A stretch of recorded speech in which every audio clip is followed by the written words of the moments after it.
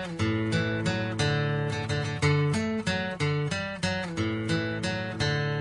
told us to pack up our bags and head south. They said that the luck of the Irish ran out. They told us they burned down our farms and our stores. They cursed us for cowards and our wives for whores. I rode and John was out plowing the fields. A group of hardy Yankees rode up on his heels.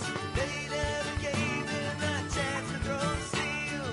Fired at him till his own body lay still. The cries of our mother rang out through the land as the blood of our brother ran over the sand. We knew it was time to make our final stand. The wrath of the Irish would soon be at hand. Welcome, ladies and gentlemen, to Truth on the Tracks. I'm Brandon Turbeville, your host.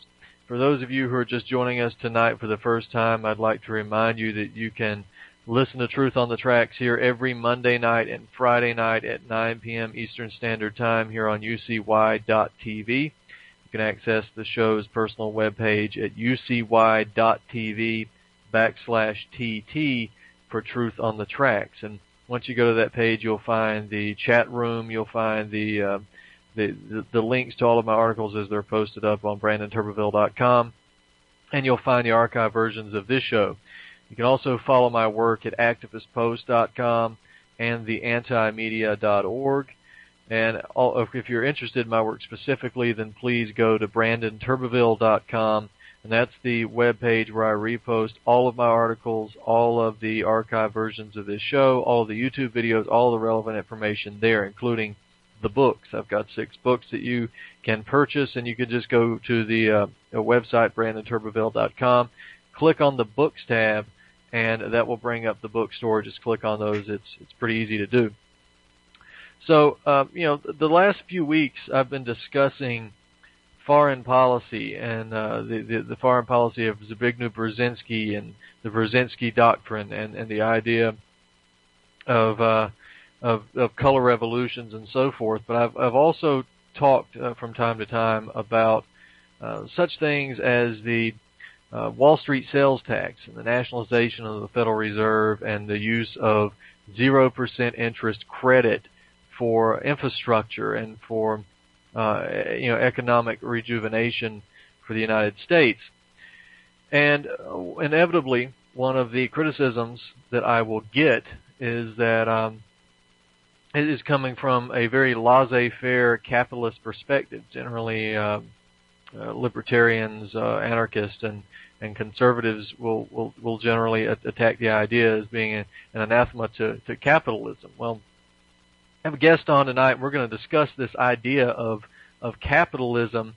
His name is Eli Arkenstone, and that's all we're going to say about him tonight. Let's just suffice it to say that he is qualified to talk about what he's going to talk about. But I want to get into this idea, this sacred cow of capitalism.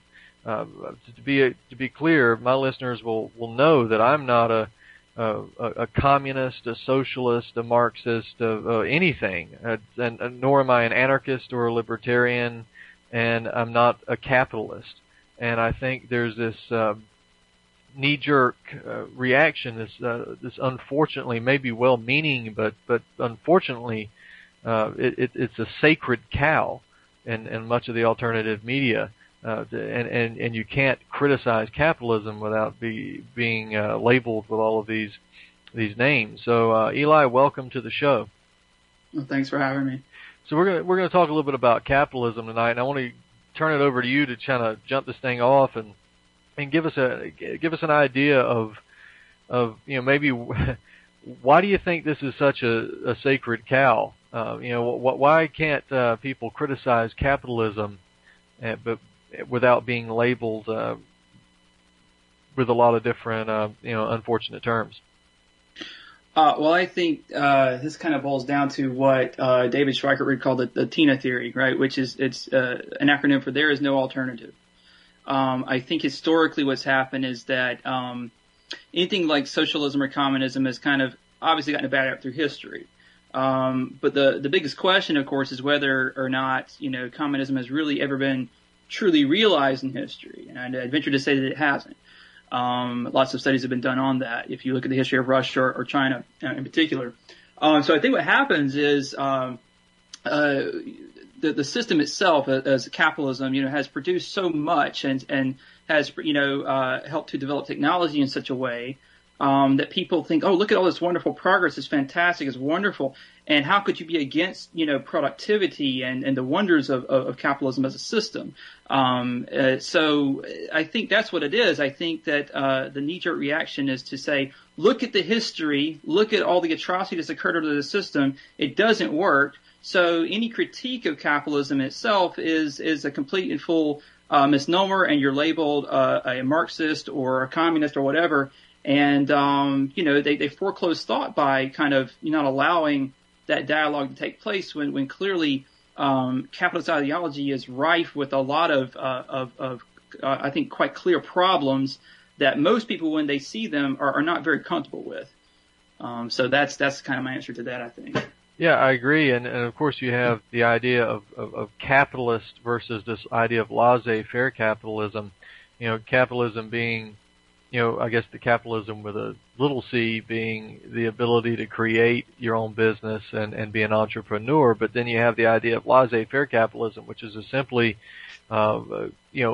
big corporations, big business run amok, and everybody else who wasn't able to get in early and get rich at the beginning is left to be a peasant. Yeah, I think there are different forms of capitalism, right? Historically, of course, our country today is a bit of a mixture, right, of certain sort of socialist tenets, that actually come directly out of something like the Communist Manifesto, even though people don't I think realize that. But I think that when we talk about laissez-faire capitalism, right, that is a strict form of saying, it's a hands-off, sort of approach. The invisible hand will fix all the problems in the market, right? No one can really become a monopolist in a capitalist or a free market sort of society. That would be, so for example, Ayn Rand would say that she would argue this, right? She would say that, it's impossible for someone to corner the market because someone else is going to come along and they're going to offer a bigger, better deal, and they're going to undercut your business. And so everything will ultimately sort of equal itself out. But I think historically what we've seen is that, Marx predicted a long time ago that capitalism would lead towards an oligarchy, right? Statistically, most of the wealth is concentrated now into the hands of the few, and the statistics show it. I mean, it flat out shows it. I think I have here actually some statistics about that very notion, right? So, for example, the assets of the world's top 3 billionaires are greater than those of the poorest 600 million people on the planet. That's a staggering number, right? I mean, that behooves me. If you think about it, like the CEO of Walmart can make on his lunch hour more than someone can make on minimum wage in a year. And I think that that's problematic to say the least, right? So, to me, there are many different problems with capitalism, but the biggest thing would be the very idea of exploitation of the working class. That is what has happened, and that is what continues to happen, and something needs to be done about it. Yeah, and when you mentioned Walmart, that's a perfect example of I guess Walmart is not a monopoly. I guess you couldn't say that because it does have this alleged competition, but it's an example when you look at what Walmart's done to Main Street, what Walmart's done to workers' rights and so forth. This is laissez-faire capitalism. Of course, they're given if you want to talk about welfare. Look at the corporate welfare that Walmart gets, where it doesn't pay its workers enough money, so the state steps in and they have to get assistance and food stamps and so forth while they're working at Walmart. And this is something that's straight out of a Charles Dickens novel, So yeah, let's talk about this and this idea of capitalism run amok. It's more than just workers' rights in the physical sense of of low pay and access to higher living standards and so forth. There's criticisms actually of what it does to a person on an almost spiritual level, right? The idea that you're running on this little wheel all the time and trying to catch up to this level that you're supposed to reach under capitalism, but you can never really do it. Yeah, absolutely.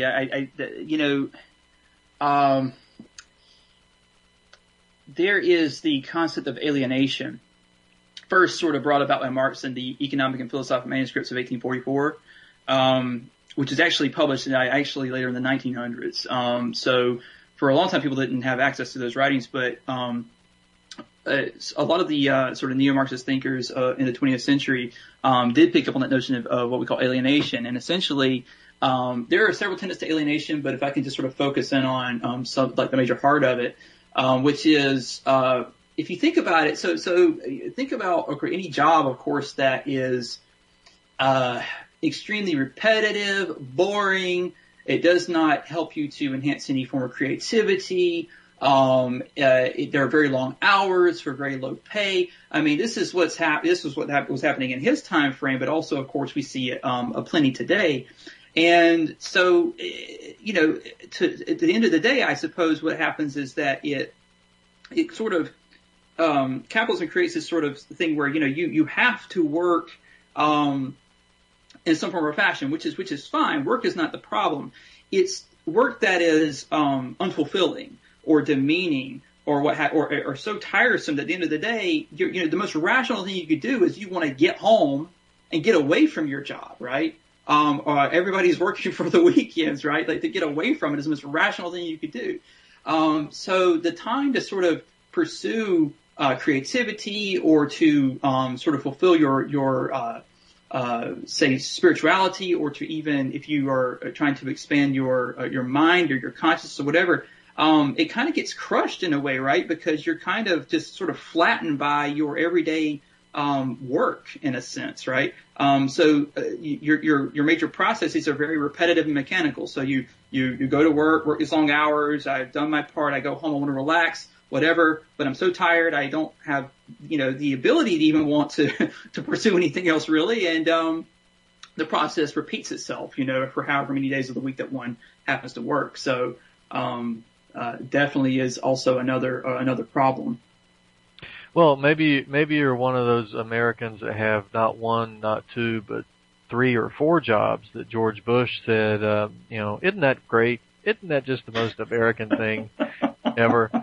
But you talk about you come home after a long day's work, if you're lucky enough to have a job now. But you come home after a long day's work, and all you want to do is relax. But when you come back, you turn on your television, and you're bombarded with the TV beta waves and all of the advertisements and so forth that come through that, and all of the predictive programming and stuff that comes through the television. So it never really ends.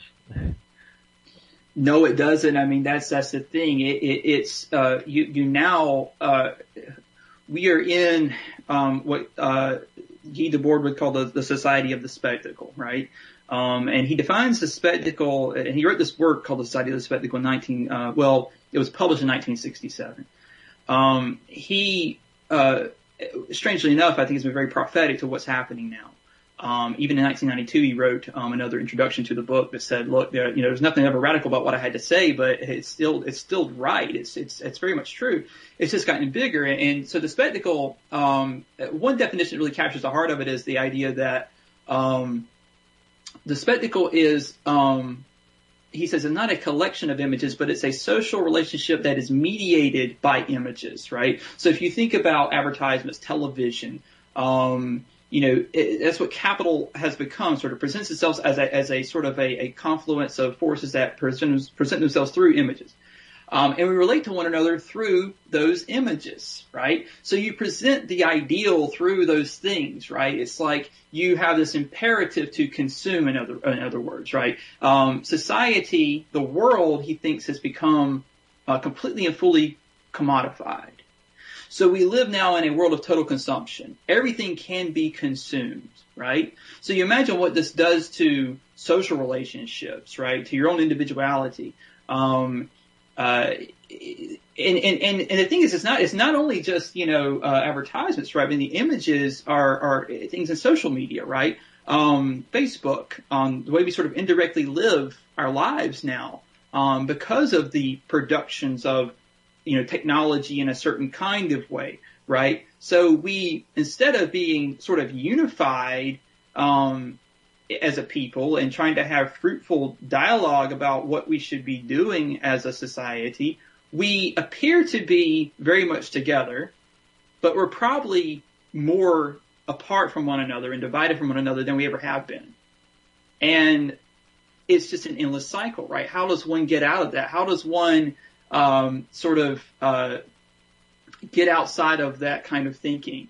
Well, you can certainly kind of try to do it, right? But good luck doing it, right? Because we're so kind of co-opted into this sort of capitalist framework and ideology that we don't see all these problems. And then if we do see them, the question then becomes, well, what in the world do we do about them, right? I mean, if so many people can't see it, then, how does it begin? Well, it begins, of course, through education, through us talking right now. But it's kind of frightening that people cannot recognize what's going on, what's happening.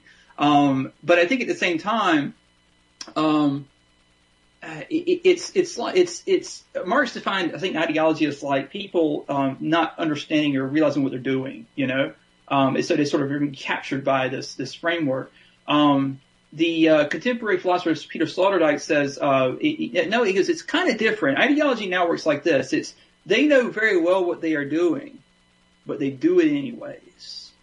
I catch myself the same way, right? I mean, it's very hard to get outside of it. So with Debord, back to Debord for a minute, right? He thought that there are ways to kind of maybe turn some of this stuff on its head, through like what he called détournement, right? Basically anything that's sort of like flipped advertising on its head, like for example, the magazine Adbusters tried to do this, right? To kind of critique, advertising and things like that. But you can never escape the spectacle. We're down the rabbit hole. And the only thing you can do now is kind of recognize it and maybe create situations where you maybe can stand outside of it the best you can, but you're always in relationship to it. So.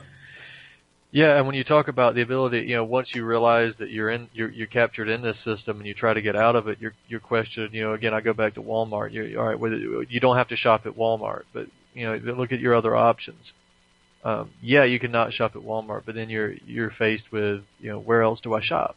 And by now in 2014, I don't see very many places where you can get some of the things that you could get at some of these big corporate stores because they've been run out. So your other choices are maybe Kmart or Dollar General, and it's all part of the same machine. So you're caught in the same machine, and it's very hard to get out of it. And you look at it as an individual, and you say, I can make a conscious decision to stop shopping at this particular place, but an individual can have profound effects with just changing one thing in their life, but at the same time, it would take more than that to change the entire system, more than just one person changing where they shop, and more than many people changing where they shop. And the question is, how do you get people to move en masse like that? Yeah, that's a very difficult thing, right? I mean, every time we buy something on the market, it's like a vote for that thing, right? You are voting for that product. You are voting for that corporation. You're saying, I like this, produce more of it, please, right? So by one person deciding not to buy a product, right, you're refusing to participate in a sense, right? Now, but the thing is, it's like we because of the way things are now produced, right, with such speed, and because our lives have become so fast, right, it's so easy to go to a fast food restaurant. If you've worked a 12-hour day and you don't feel like cooking when you get home, or there's nobody there to cook for you, that's probably what you're going to do. And of course, certainly it's not healthy for you. I mean, but it's not even just that, right? If you look at the supermarkets, right, everything is, in order to produce food on a mass scale, you have to preserve it in a certain way. And all those chemicals and preservatives they put in it are, of course, not healthy for people. So it's like, but we have to eat. Right. So what do? Do we all sort of like, engage in organic gardening or, what, and how would you encourage that? I mean, I think the idea would be to encourage producers to produce, I think it can be done. I think you can produce things, in mass and organic, and at least reduce what's in there, that's causing such problems. But I know it's very difficult, right? I mean, like the question is how does one want to relate to one another in a society?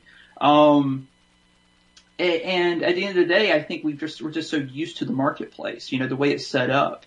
It's just so convenient and easy. And so I don't think people want to have to, revamp the entire thing, but the only way to do that, if you want to have a sort of a revolution over the structure, you would have to have all the people or most of the people in accord with one another. Otherwise, it's not going to happen. There's not going to be much change. There could be some change, a little bit here and there, and that's fine. But an en masse sort of like change of society, that has to come by the revolt of the masses. And I don't think that we will foresee that actually happening. Yeah, certainly not a majority. You look back in history and I don't see any instance where the majority of people ever did anything, ever, besides be victims from one side or the other. And so that doesn't look very good for our future. But at the same time, those few revolutions that did take place, there were only a small amount of people. So you wonder, does the apathy of the majority not cause a specific type of revolution to take place with a minority who's maybe not so polite in their methods of revolution? But I want to ask something else. When we talked about how we relate to each other in a capitalist society, DeBoer discussed this as well, didn't he? Yeah, that's the thing I was talking about the spectacle, right? How we relate to one another is related through a collection of images, right? And it's more like the contemplation of life instead of actually living it directly, right? That's what's kind of happened in a way, right? I mean, it's like, how do I put it? I mean, it's so easy to be caught up in your boring, crappy job, right? As you work it all day, and you get home and you turn on the news, and what do? You watch it, you see it presented to you in a specific, slanted kind of way, and then the question is, if there's a problem, like, shouldn't we do something about it? It's like, yeah, we should, but it's more like a life of just contemplation. It's like, yeah, okay, that's happening. Isn't it happening all the time? Sure, okay, bad things happen, and move on. I mean, it's almost like, I don't know. I mean, it's just when you're presented with things like indirectly like that, it seems like people just kind of get really accustomed to it, right? And then just out of sight, out of mind. It's not there. It doesn't exist, right? The problems aren't there. So it's just a life of contemplation instead of a directly lived life, where you really are trying to change things, make things better. That's what the spectacle becomes, and the media is the greatest spectacle, I think, when it comes down to it. Even though I think, if we talk about just social media, like Facebook, for example, even on that, my God, you can't even, first of all, the way we relate to one another on that's interesting, and now we can go into that as well. But think about when you go on there, and if you've Googled anything, any product, whatever, I don't care what it is, a musician you like, all of a sudden you're going to see all these advertisements like bombarding you and hitting you in the face on your Facebook, right? It's just like, you are a consumer, and all you will do is consume, and then you'll die. But I have news for people. We are not consumers at heart. We are human beings, right? I mean, but that is what's happened is even the human being has become a commodity in the system, right? I mean, I say become, it's been this way for a long time, right? I mean, this is what Marx recognizes is happening again today, right? Capitalists would like to buy the worker for as cheap as possible. Why? So you can make as much money as possible, all right? All in the name of productivity and profit. But it becomes profit over people, I think, ultimately, when you really look closely at it. Yeah, that's a very important aspect of it. We're going to talk about that when we come back for the second segment. But this idea of having the cheapest labor available and the cheapest raw products for the product that you're going to sell. It sounds nice to a lot of people when they hear it, and they hear it in theory and how we have to encourage businesses to grow. And sure, I'm all for that. But when you talk about encouraging businesses to go other places and seek out cheaper labor, that affects you directly, because this is what we have now. And again, this is the issue I take with a lot of people in the alternative media who are libertarians or anarchists or something, where they argue that free trade is a good thing, and businesses should be able to go over and get cheaper labor. And of course, this is what NAFTA was. This is what the Chinese trade agreements and GATT and so forth were. And then basically, what happens is that you're in a race with a Chinese slave to produce a good, and you cannot win that battle unless you want to become a slave. And this drags everybody down together. So when you talk about free trade, this is what you're talking about in the globalized economy.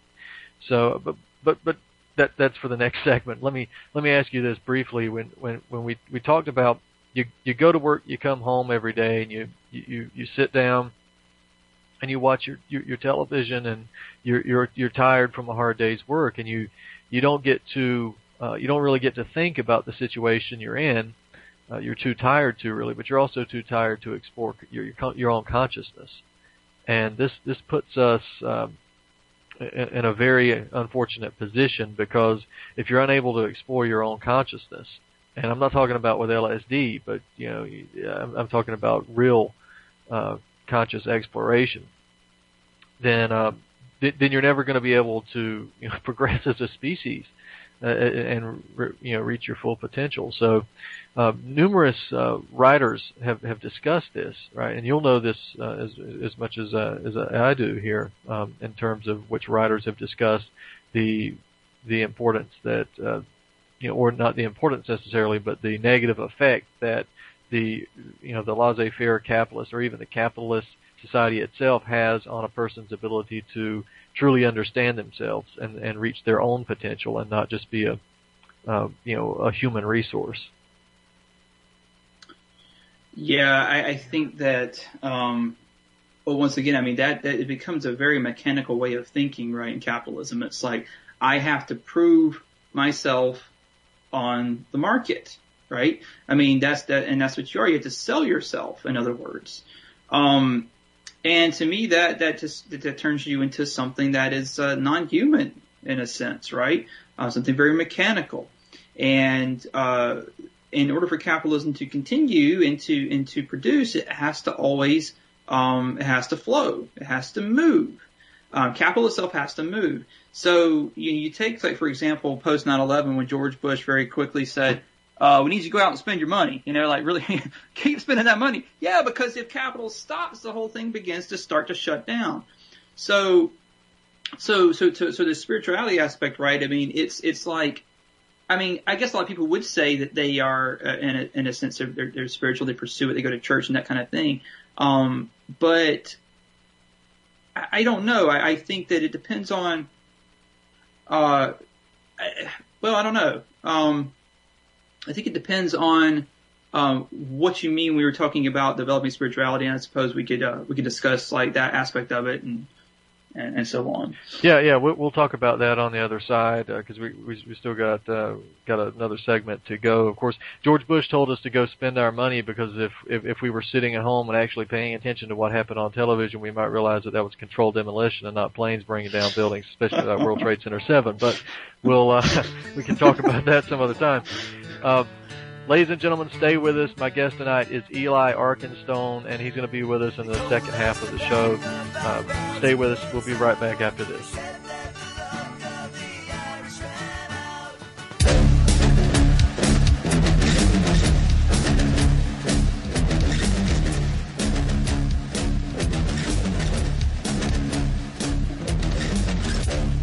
The creation of the American Republic, with its written constitution and guarantees of personal, natural liberty, is the greatest political accomplishment in the history of the Western world. Unfortunately, almost from the very beginning of the creation of the Republic, those elected to preserve the Constitution began to dismantle it. In virtually every administration, from George Washington to George W. Bush, the government has sought ingenious ways to evade and avoid its obligations under our founding charter. But a little bit of background first. When we were colonists and the king and the parliament wanted to raise money, one of the ways they did it was by the use of the Stamp Act. The Stamp Act required of colonists, not of people in the motherland, that they have on every official piece of paper in their home, every book, every pamphlet, every deed, every mortgage, every lease, even a poster to be nailed to a tree, the king's stamp, which bore an image of the king. Question: how did the king's government know if you had his image on your papers in your house? Answer: Parliament enacted the Writs of Assistance Act, a damnable piece of legislation that allowed British soldiers to write their own search warrants. So a British soldier could show up at your front door and authorize himself in writing to examine the contents of your home, your barn, your property, ostensibly looking for the king's stamps. Of course, if they happen to find rum imported from the islands without a tax stamp on it, or furniture that had been imported from Great Britain, and you couldn't prove the tax was paid on it, the rum and the furniture would be seized and put it away. The Stamp Act and the Writs of Assistance Act were among the last straws. In fact, the Stamp Act was so controversial that Parliament eventually rescinded it in an effort to quell the uproar on this side of the pond, but it didn't work. We wrote a Declaration of Independence. The great Thomas Jefferson wrote the Declaration of Independence with some editing from some of his political enemies, but it stands for the affirmation of the natural rights of human beings, because it says we are endowed by our Creator with certain inalienable rights, that among them is life, liberty, and the pursuit of happiness. We fought a revolution, we won the revolution, we wrote the Constitution. The whole purpose of the Constitution is to keep the government in check, to divide and diffuse power between the states and the central government, and further divide it and check it within the federal government itself. Much of the planning and the ideas behind the Constitution came from Greek and Latin and Roman, and to a certain extent even British experience. In the summer of 1787, in a swampy area of the city of brotherly love, the Founding Fathers debated, where do our rights come from? Jefferson, who was not there, Madison, who was there, argued that our rights come from our humanity, and our humanity is a gift from God, and that rights like freedom of speech and freedom of the press and freedom of association and freedom of travel and freedom of thought and freedom to develop your personality and the right to privacy are natural human rights that are as natural to us as the fingers on the ends of our hands. That because God is perfectly free, and because we are created in His image and likeness, He imbued in each and every one of us the same natural desires for and right to freedom that He has. Hamilton and Adams, the big government guys, said that's a lot of baloney, because you can't have rights without a government to protect them. You only have the rights that the government lets you have. And our rights, therefore, come from the government. They don't come from our nature.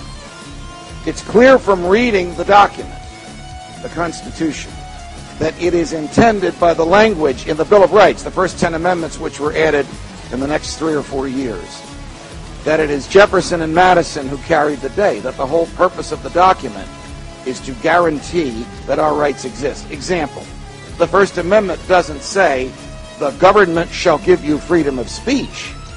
It says Congress shall make no law abridging the freedom of speech. This presumes that freedom of speech pre-exists Congress, and it came from somewhere else, from our humanity. But none of this was new. The one thing that was new about the Constitution is the Fourth Amendment.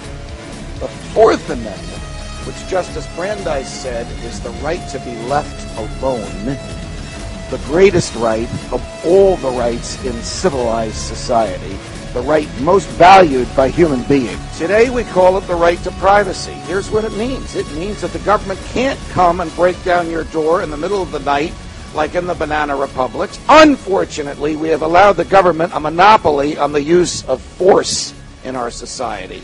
The Fourth Amendment regulates that monopoly, because no one could be trusted with the power to use unregulated force. For more news, visit youtube.com/pigmind5. This is Ozzy Skateboard, and you're listening to UCY.TV.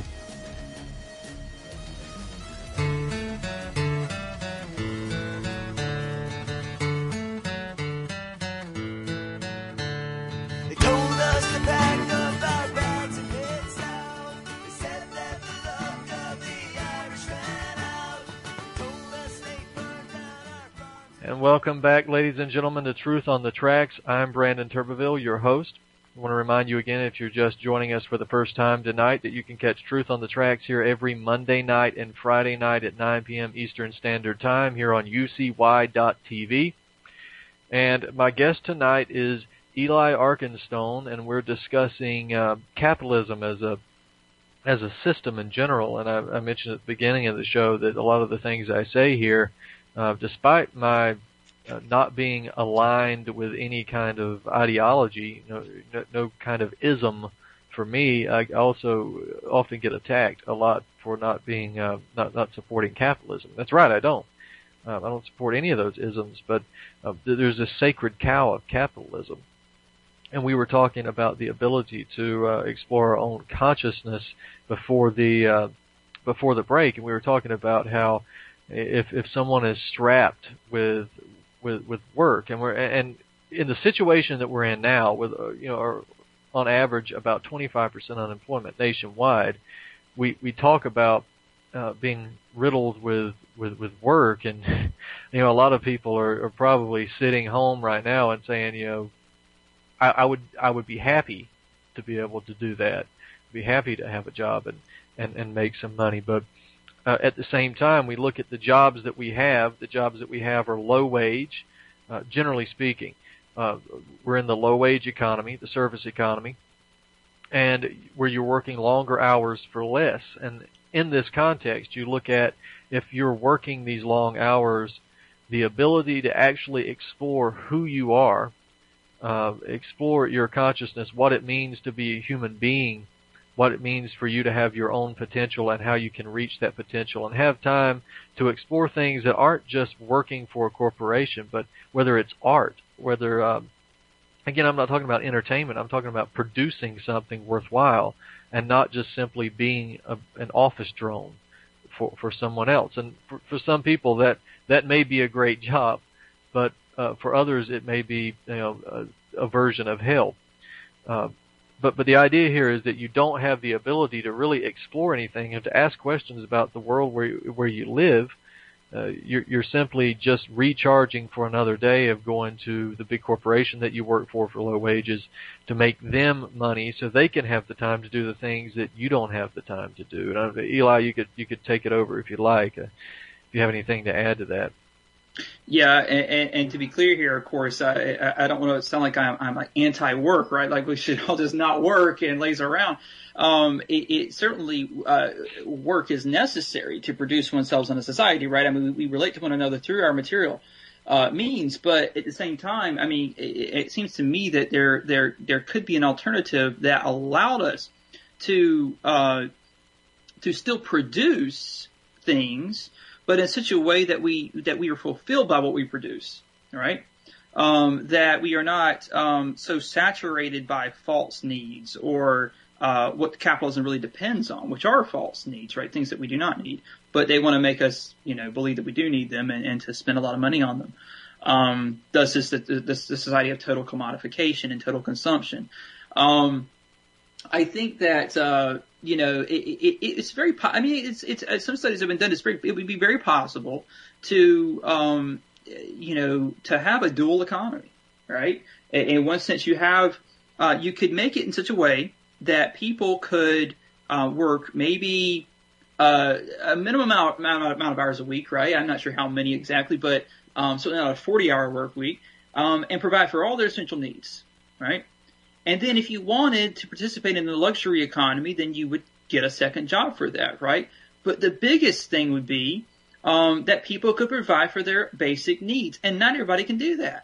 I mean, when you're working on minimum wage, my God, I mean, you think about someone who may have to decide between, paying their light bill or buying some food. I mean, that to me is wrong. I mean, everybody should have the ability to provide for their essential needs. But if you have a system that predicates itself on profit motive and maximizing profit, then how do you do that? Well, you have to keep wages as low as you can. And at least with that class of workers, right, they are not able to, they're not able to afford to live really, all right? And they have to go for some kind of assistance or something like that.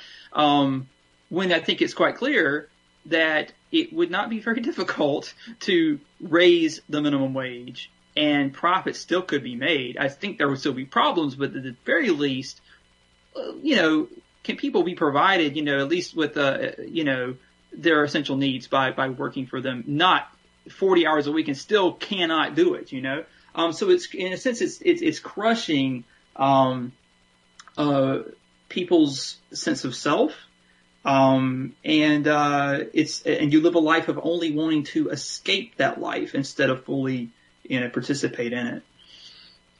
Yeah, I think that's important. That issue that you spend your life trying to get away from your life as opposed to, to living it and exploring it and gaining through the experience. In terms of the cheap labor that we were also talking about before the break, we had, we talking about raising the minimum wage as well.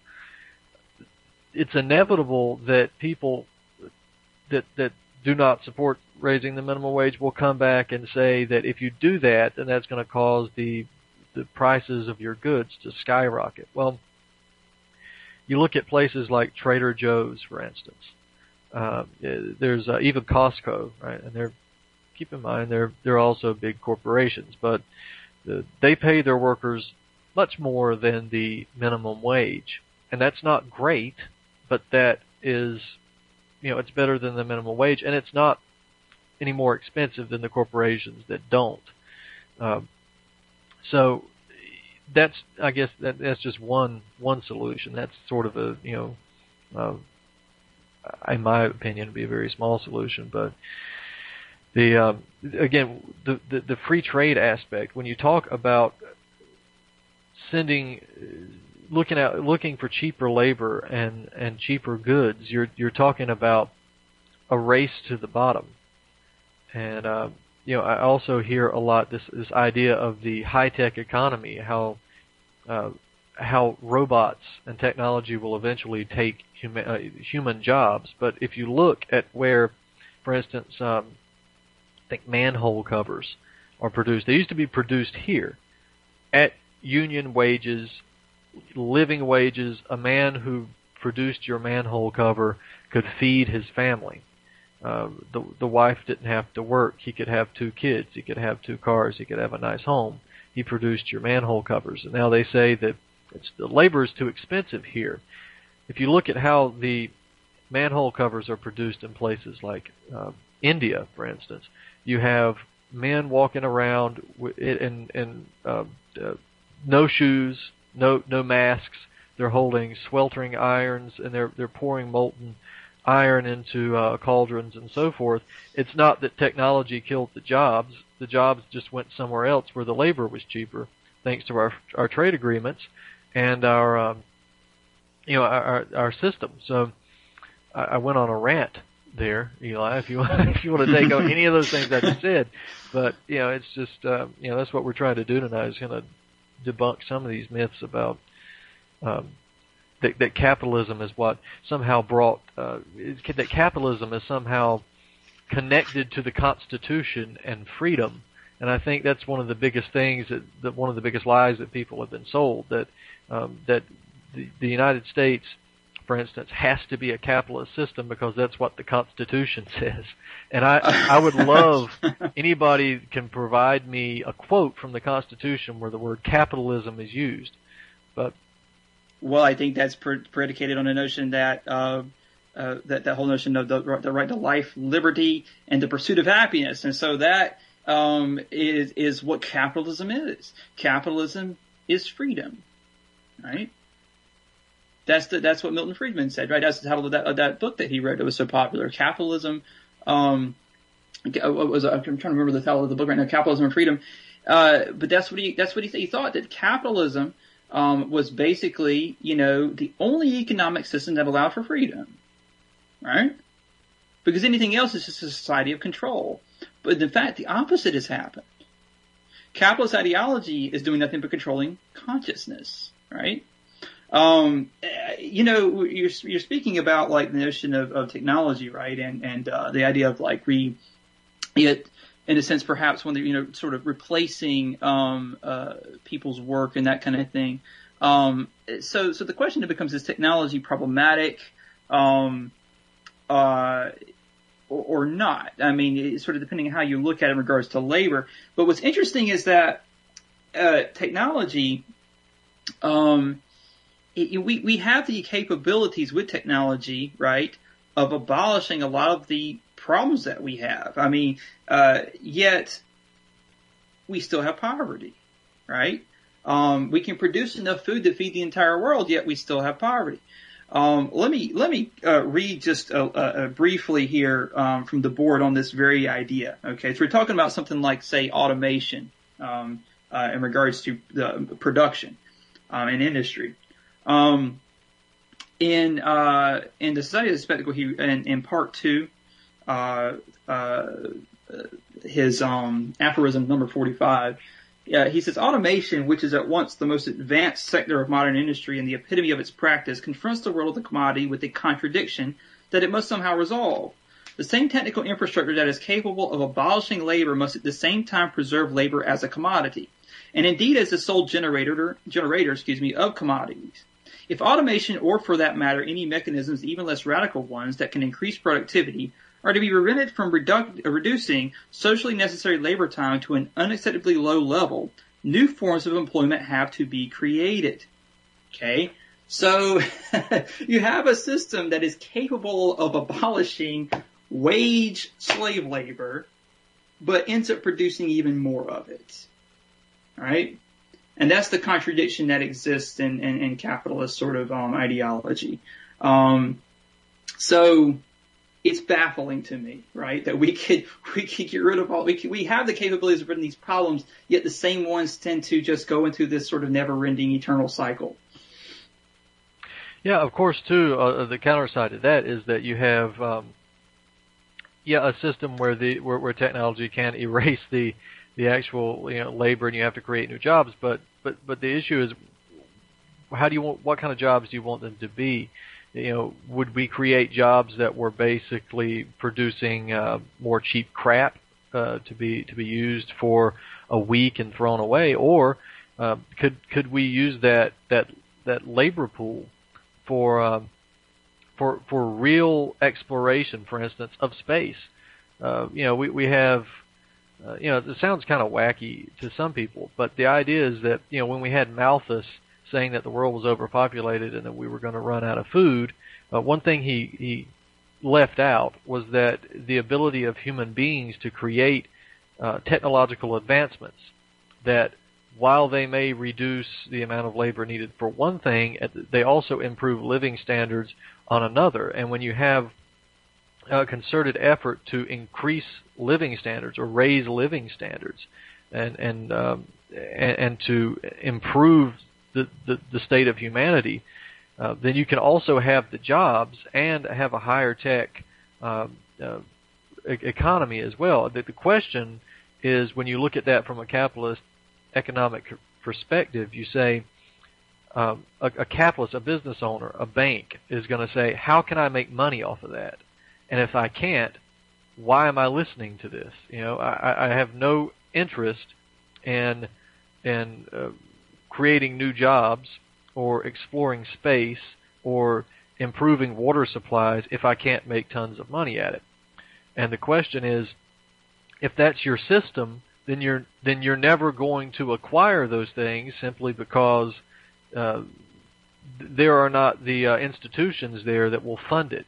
In other words, the corporations won't fund it because they can't make huge profits off of it, and therefore it just doesn't happen unless you have, for instance, introducing the nationalizing the Federal Reserve concept that some of my listeners are going to be very familiar with, and you use that as a science driver. I mean, I don't know if I'm making any sense with what I'm saying in this context, but the idea is that if you have a society that's based solely on profit and where nothing will be produced unless it's profitable, even in just the short run, then you're not going to get living standards, and you will get higher unemployment. But if you use that scientific knowledge and build upon that scientific knowledge and let it increase exponentially, then you can indeed have higher living standards and high employment rates, if not full employment. Yeah, it's certainly possible.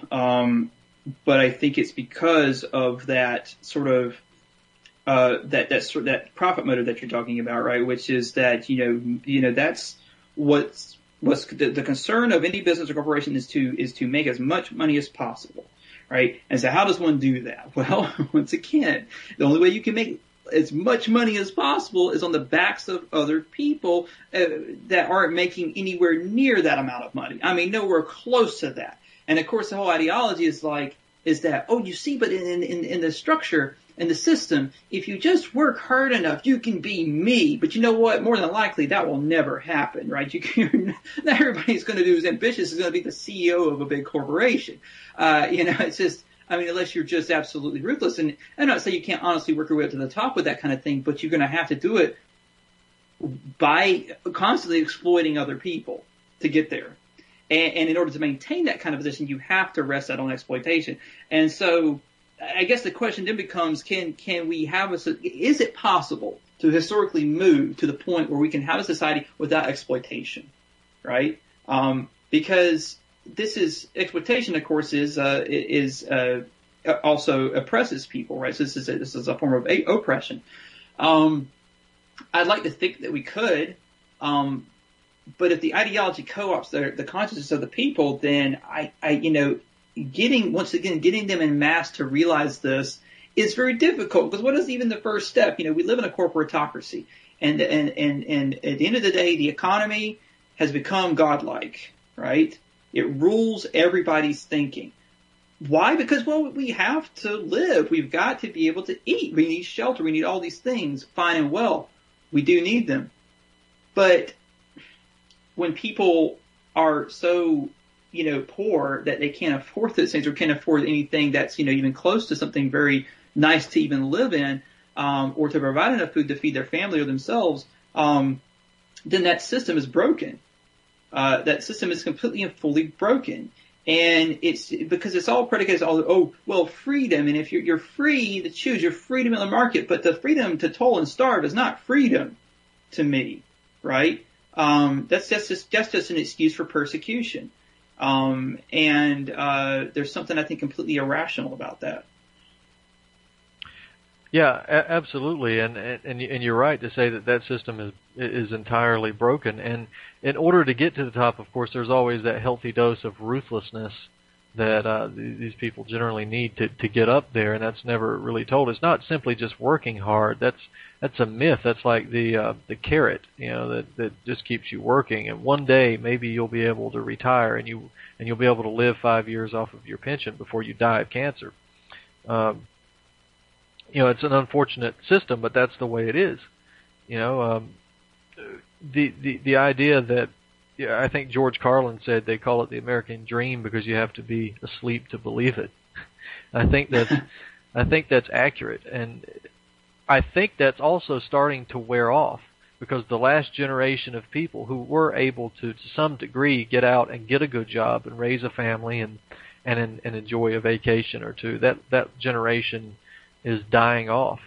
And then there is the generation of our generation, which is either just happy to work at all, or living standards have been lowered so much that we accept a $35,000 a year job as a good job, when really that's very low working class, and that's an absolute shame. We've got about 3 minutes left in the show, Eli. If you want to add anything, what would you like the listeners to take away from this discussion? If there's anything you want to tell them, and you can do it in 3 minutes, feel free. Okay, sure. I think that the biggest thing here is to always, to reflect upon your everyday experience, and yourself in the system that you're in, right? To just look around, at what's occurring, to look past the everyday. This is just basically a sort of philosophical thing at the end of the day. Reflecting upon yourself, reflecting upon the world around you. And when you do that, you will begin to see all kinds of problems, of course. And it may bombard you, it may give you anxiety, but it's one of those things that in order for us to be responsible human beings, we do have to confront these issues. We do have to step outside of our everyday and to sort of just to think again, when you go into the marketplace, think about what's around you. When you see advertisements, think about what's happening here. What is being fed to you? How is desire being produced within you, right? Do you really desire these things naturally, or are you being told what to desire, right? So the biggest thing I think is just to encourage everybody to think for themselves, and to, just step outside of your everyday and look closer at things, because once you do, you'll probably want to change something. I mean, there'll be something that you have a problem with, and always look past the surface if you can. So. I believe if you look around in this world and you're satisfied with everything you see, you should probably seek mental treatment. There's obviously something wrong with you. You're not a sane person. Well, just to close off here, Eli, do you want to take a minute and endorse the 1% Wall Street sales tax? Absolutely. I think that's a great idea. I think, since Wall Street does not pay any taxes, I think that 1% isn't too much to ask, isn't it? Right? I mean, if we pay about 7% ourselves, it's like, I think that would. I mean, we could solve the deficit by doing this, right? And I think that's one of the biggest things, right? I mean, healthcare, my God, the money you could have to fix the healthcare system, would be amazing. So I think, yes, absolutely. This is a great thing. And I encourage people to look into the taxing Wall Street 1% party. All right. Yeah. Thanks. Ladies and gentlemen, we're come to the end of the show. We're run out of time. Eli, thanks for coming on the show. Again, this is Truth on the Tracks. You can catch this show every Monday night and Friday night at 9 p.m. Eastern Standard Time here on UCY.TV. Again, this is Truth on the Tracks. I'm Brandon Turbeville. We'll see you next week. They said that the luck of the